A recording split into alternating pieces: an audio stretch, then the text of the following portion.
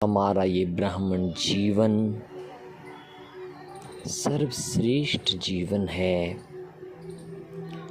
संपूर्ण रूप से पवित्र और महान जीवन है, क्योंकि इस ब्राह्मण जन्म में हम भगवान का बनकर के अशुद्ध विचारों से, अशुद्ध संस्कारों से, अशुद्ध कर्मों से मुक्त हो गए। भगवान के शब्द हैं कि ये ब्राह्मण जन्म मौजों का जन्म है, मौजों का युग है। लेकिन इस ब्राह्मण जीवन की खुशी से, आनंद से कुछ आत्माएं वंचित हो जाती हैं। उनके जीवन में मौज कम और बोझ अधिक दिखाई देता है। इस बात के ऊपर बहुत गहन अटेंशन देने की आवश्यकता है।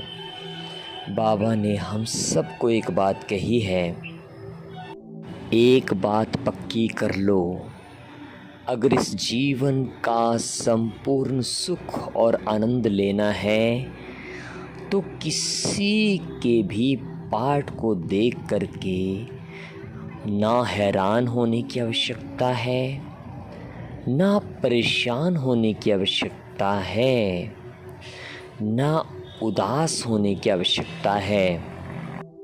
क्योंकि ये सत्य है कि इस संगम युग के अंतिम समय में बहुत सारी आत्माएं बार बार अपने पुराने आसुरी संस्कारों के वश कुछ ऐसे कर्म कर डालती हैं जिनको देख करके हमारी खुशी गायब हो जाती है।